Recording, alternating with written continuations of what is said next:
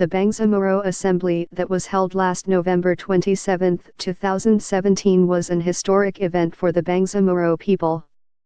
It showed the strong support of the Bangsamoro masses in the ongoing peace process and the importance of enacting the Bangsamoro Basic Law 2017 as drafted by the expanded Bangsamoro Transition Commission, EBTC. In that event, we heard once again the strong message of President Duterte supporting the passage of a law that will address the problem of social and historical injustice. I would like to quote the message of the President to discuss how I see how the government wants to proceed in the peace process. He said, "I'd like to address myself to the nation this time. I plead to all Filipinos listening now to understand the problem and maybe, just ponder on it and sleep on it tonight and maybe you'd be enlightened because of what we are now trying to solve is one of the hardest in my administration. Maybe, the hardest of them all. But as I have promised, as the centerpiece of my election, was really the federal setup of government. And one, we are talking about now with limited to the issues.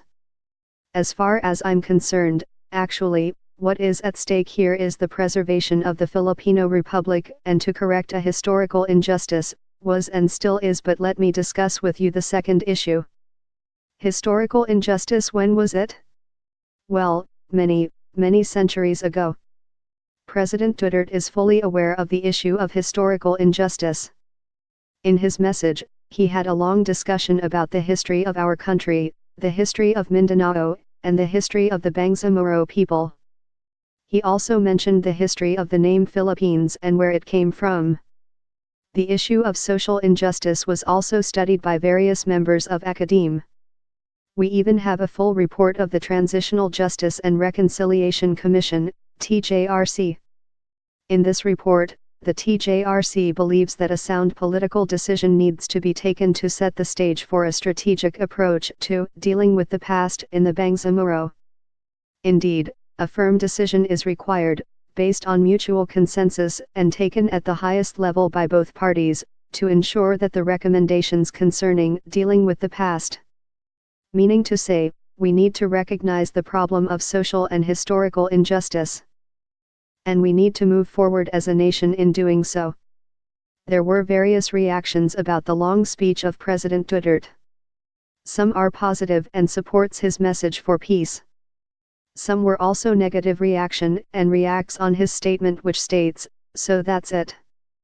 Correction of the social injustice or the outright injustice."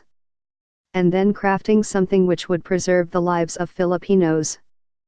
But I will only work with one thing in mind. There must be one nation for all and one republic for all. A republic of the Philippines for all of us, Moro and Christians alike. But I see this statement differently. The President's statement must be seen in a three-dimension approach. These three dimensions are as follows: rule of law, which covers the institution building authorities/commission addressing problems on corruption, regulation, elections, transition mechanisms, etc., independent judiciary, the functioning and independence of the judicial courts, horizontal and vertical accountability, neutrality of administration and public services, capacity to maintain public services in times of crisis, archive quality, land, experience on land registry and civil courts.